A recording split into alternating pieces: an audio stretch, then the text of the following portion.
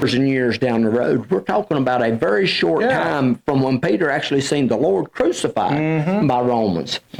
So, I would imagine this is a shock to him. And then, they're saying, this one fears God, which in my mind would make me think that it's possible that Peter, knowing the Romans, like you say, that that we're so caught up in this worship of these pagan gods, to hear somebody say, okay, this man being a Roman is actually worshiping the God, the same God that you're worshiping, would kind of make your mind draw back, okay, is this a trick?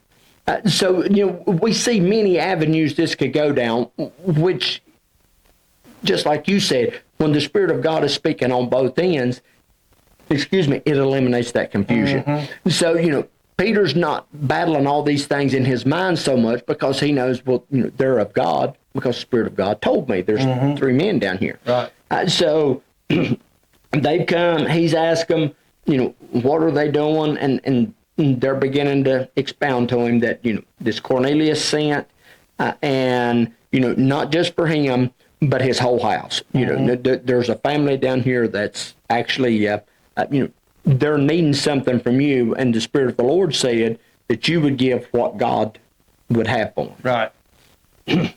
Okay, you got something? No, sir. All right, verse 23.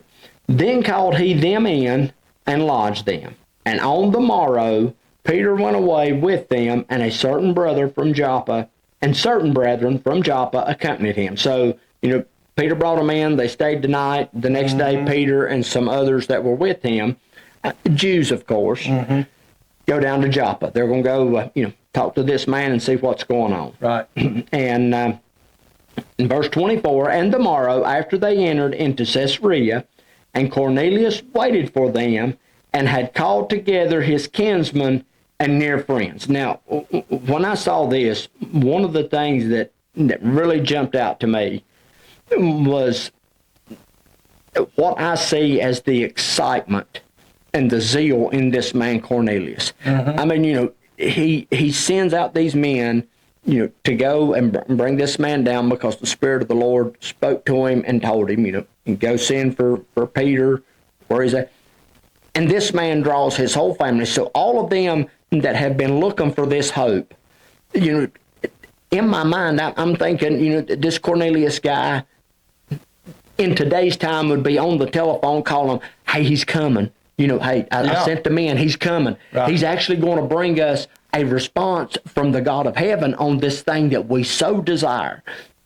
And what's sad about that is how lost that desire is for God in today's time. Right. Even in the church, and I hate to say this, but a lot of times even in myself, where there's not that excitement to go and hear what God has for us, Right. It just seems like that it's come so natural and so easy that it's really easy to put it on the back burner and make it less important to me. Yeah. But we see here again in this early church, I mean, this dude was excited. I mean, he's drawing everybody in his family that I feel like that was seeking, for redemption through God. He's got them all to his house. Hey, man, they're coming. We're about to get answers. We're going to find out. So there was an excitement there and a zeal for this. They wanted to be able to have that fellowship with God. Right. I'm sitting here thinking about Cornelius and who this was, and it's so odd that he's in this position, but it reminds me of that guard, the Roman guard, or yes, centurion, yes, that was with Jesus when he died. Remember what he said? Surely this was the Son of God. Surely this was the Son of God. So, is it possible that we're talking about the same guy? Now, I know it says he is a certain man in Caesarea, and he's in the Italian band. We know that. Right. And so that's wrong. But at a certain time of the year, the governor, Pontius Pilate, when this feast was happening, which Jesus was crucified during, right, he would come and oversee, because it was very common for when you have all these Jews coming together, you have large crowds in the city, there's always potential for something to come apart, Right. Violence Trouble, or yes. something. So it was a custom that the governor of this province would travel from Rome to be here Right. at this time. And who knows? Well, Could he have brought that centurion with him called Cornelius? it's Could very it just possible. be the same guy? It's possible. It's very possible. It's very It's possible. interesting, isn't it? Absolutely. Well, and we do know that what that centurion saw that day had an impact on Yeah, him. it did. And It did. it's pretty obvious this man right here is a unicorn, for lack of a better way of saying it. Yeah. Because we don't see, or at least we don't read about lines and lines, at least not at this point, of Romans that's looking to get into this. Yeah, that's right. That's right. Now, after his conversion, I think, we may start to see a little snowball effect. But yes, very, very possible, brother. Very possible. Okay, you got something else? No, sir. All right. So, verse 25, and as Peter was coming in, Cornelius met him and fell down at his feet and worshiped him. So he had to have some sort of knowledge that there was something pretty special about these individuals. Yes. For him being in the role that he was in, Right. to bow down and worship. Yeah, I mean, actually, in the custom of the day, it should have been the opposite. Exactly. So that just goes to show, again, we're starting to see this king that come and bowed down and washed the feet of his servants as a pattern. Yeah. Now we're actually seeing, the birth of salvation, just like the way that Jesus played it, where, the meek will inherit the earth. I done this for a purpose. You don't understand right now why I'm washing your feet, but later you will understand. And it was the fact that he was showing them, if I'm willing to do this to you, and me being your king, and rightly so I am, and if I'm willing to humble myself and wash your feet, then shouldn't you also be willing to humble yourself for the sake of another, Right. and be a servant unto them, no matter what the status is of yourself or of them. Now we're seeing the same thing all over again here with Cornelius. Yeah, that's really good. He's reverencing Peter here, and he falls down and worships him. And then, like you said, in the position he's in, the table should have been turned. In verse 26, you got something? No, that's good. All right, verse 26. But Peter took him up, saying, Stand up. I myself also am a man. Yeah. And as he talked with him, he went in and found many that were gathered together. So, apparently there were several among this man's household that was wanting this. So Now, you see this pretty commonly. When others begin to worship the apostles, I think that happened to Paul over in the island of Malta. Right. Well, when you see them trying to worship, you always get the same response. No. Right. Don't worship me. No, Yes. no. And you even see that out of righteous angels. If you see that over in Daniel, Daniel falls down and that angel says, no, get up. Right. Yes. And so that's humility. Right. That's saying, no, I am not the source Right. of There's all only this. one. Yes, that's who you worship Right. and reverence, not me. Now, if you go over to Rome right now, there is a statue, I'm told, of Peter at St. Peter's Basilica. It was erected around the 13th century, okay? The toes of this statue is worn off because of people kissing the feet of the statue of Peter and worshiping him. All right? And the reason for this is, if you go back to the Gospels of Matthew, and you see Jesus takes Peter to Caesarea Philippi, and the story goes, and he says, upon this rock I will build my church. Yes. Well, the Catholic Church take this to mean that Peter is that rock. Right. Okay? Yes. So Peter, through tradition of the Catholic Church, is considered the first pope. Okay? Right. And so that's why his statue is here. But ain't it amazing how far we've strayed from Scripture? It is, brother. It is. And you know, and of course, and I kind of was expecting you to go into a little different direction with that. Well, I've got it. Yeah, well, yeah, and I think you're thinking the same thing that I'm thinking, and so I'll come out with it. How often is it that we will elevate a man, and again, and I do not say this as any disrespect toward any individual. I hold the pastor of our church at an extremely high level. Right. To me, I don't know that I could find a better. But he's a man.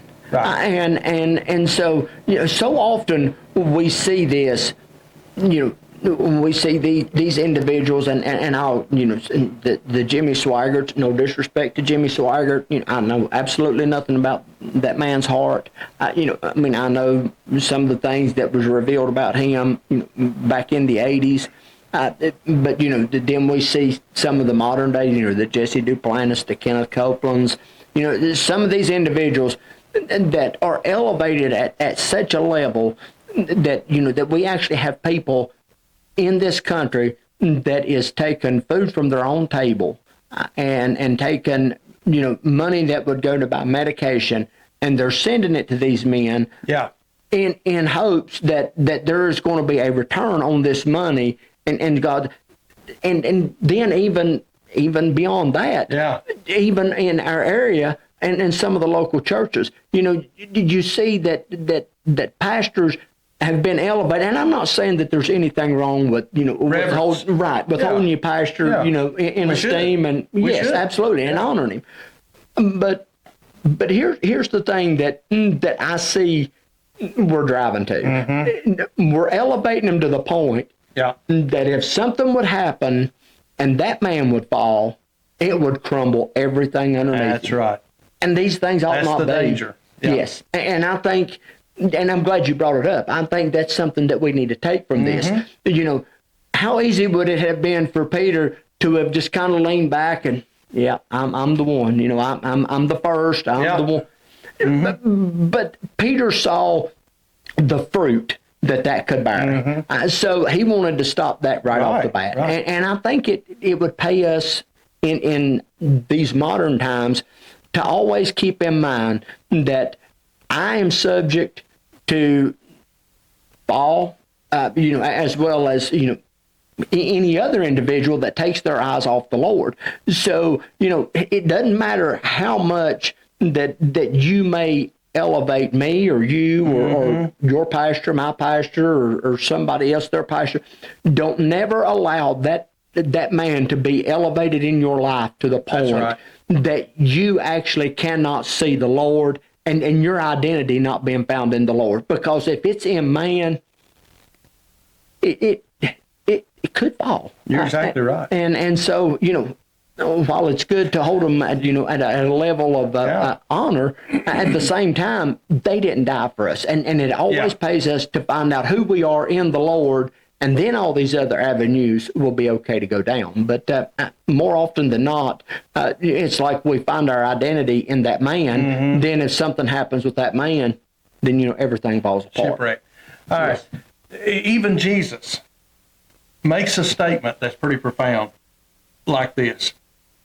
A scribe says to him, "Good master." And he says, whoa. Now, I'm paraphrasing, of course. Right. He's saying, whoa.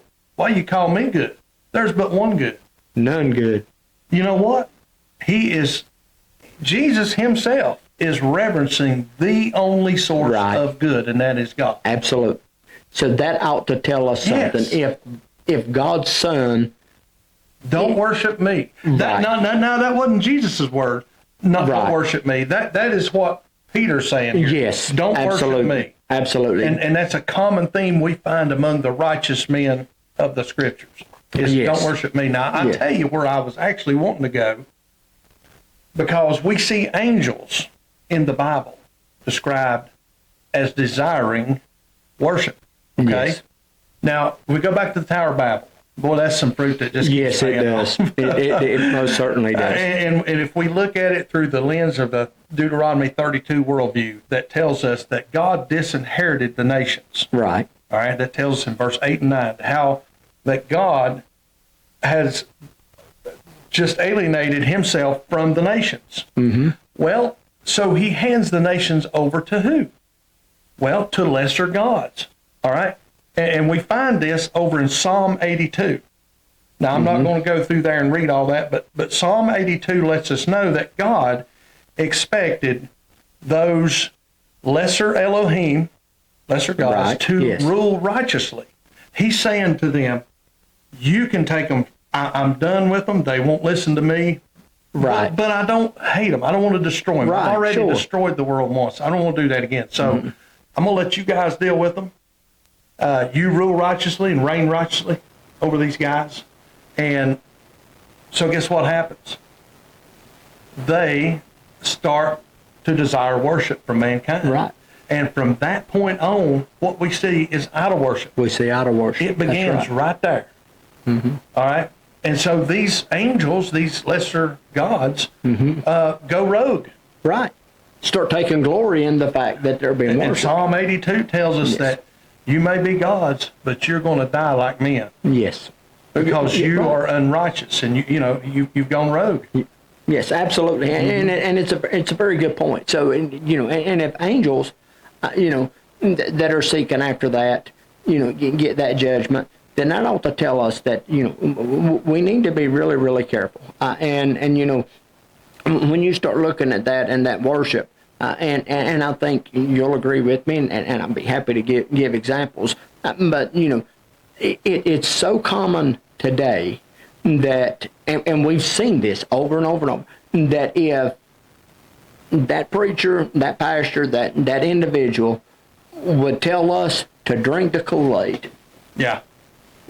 we grab it without hesitation and turn it up and drink Yeah. it. I mean, we've seen that with Jim Jones. Yeah. We've seen that with David Koresh.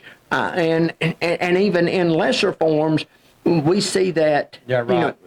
in a lot of local assemblies, to the point that, it does not matter what my Bible says, because, this preacher that I have elevated so high has said this, so therefore I shut everything else off. Yeah. But what he Amen. says. And again, we've seen the Jim, what was it, 900 and some with Almost 1,000 people. yeah, that drunk poisonous Kool-Aid and died. Same thing with David Koresh. You tell them these people are coming in to, they're coming in to destroy us. This is the Battle of Armageddon. All these things he was telling. This is coming. So all these people blindly following this man, grabs assault rifles and starts shooting at ATF and FBI agents, and of course, and we know the end of that. Right. So again, it's very important to understand while this starts with angels and how that they begin to, like you were saying, at the Tower of Babel. But now we've seen this dwindle down to the point that it doesn't even have to be an angel now. That's right. We'll follow after a man to the point that I'll set a building on fire and refuse to come out of it. Well, we're products of a fallen world, Right. a fallen society. And in us, everyone, there is something that drives us to be elevated. Right. We want to be Absolutely. elevated Sure. as human beings. Sure. It's our desire somehow to stand out among others and to rise above Right. others. Well, the kingdom of God is just the opposite. It's just the That's opposite. why it's so hard for us to get our head around, is actually the least will be the It's greatest, the greatest. and the greatest the least. Yes. Absolutely. He who exalts himself, I will abase. Yes. He That's who the. humbleth himself, I will exalt. I will exhaust. Don't you think that's the mystery that Yes. Paul kept writing about? Yes, over there because that- it's so mysterious to human mind. Absolutely. It's like you said, it's not natural. It's totally against everything that we are inherently given through this fallen world. Right. It's just natural to take the kingdom by force. Yeah. The violent take it by force. The violent take it by force. That's good. But this has changed now. It's It's no longer. Yeah. So very good. Absolutely. Very good. You got something else? No, sir. Okay, in verse 28, and he said unto them, Ye know how that it, and now here we go. Peter's going to go into kind of explaining himself and, sort of laying, I guess, a foundation here. And he said unto them, ye know how that it is an unlawful thing for a man that is a Jew to keep company or to come unto one of another nation. So, of course, that's natural. Any of us that's read the Bible, we know that God told them, all these other nations were unclean, all that. So Peter's just telling them, it's not really good for me to come in here among you being Romans. But then he tells them, but this is why I did. But God had showed me that I should not call any man common or unclean. So from that vision Peter got, and Cornelius sending these men, of course we know as Peter come down, he's thinking about this, and the Spirit tells him to go to these men, and there's going to be something they're going to tell him not to doubt and to go. So from that, Peter's taking and understanding God is opening up the door outside of the nation of Israel. Yeah, and he kind of spoke like Jesus spoke in parables. He when he was among the people, he spoke it in parables, and he spoke those parables so that anybody there would be familiar in some way and make a connection with what he's talking about in order to illustrate a greater point. Right. And that's exactly what we see Jesus doing here with this, because he knows that Peter's going to well understand that that's unclean. Right. But God says it's not unclean. Right. Yes. He's saying it's not unclean now.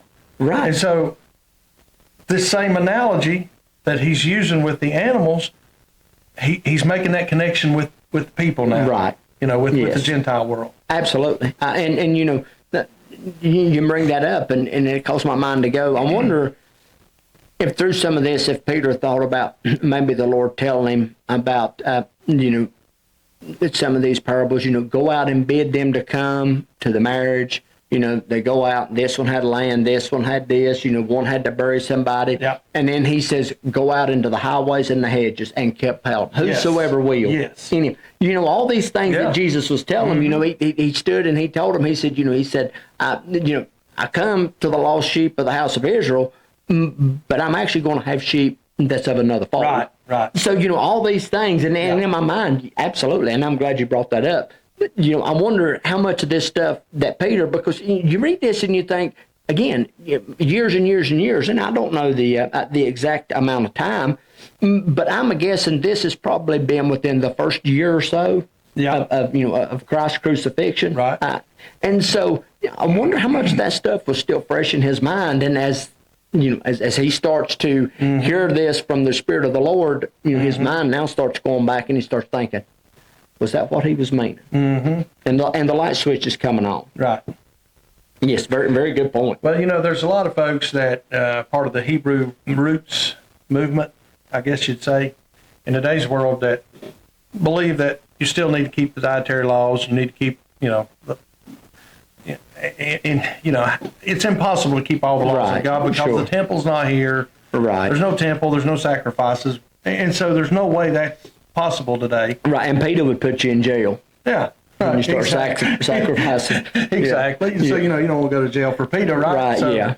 But basically, there's a lot of people who say, no, that was just used as an analogy to let Peter know how to deal with Gentiles. Well, sure it was. But do you think God would have used that if he didn't intend to get the message across Peter?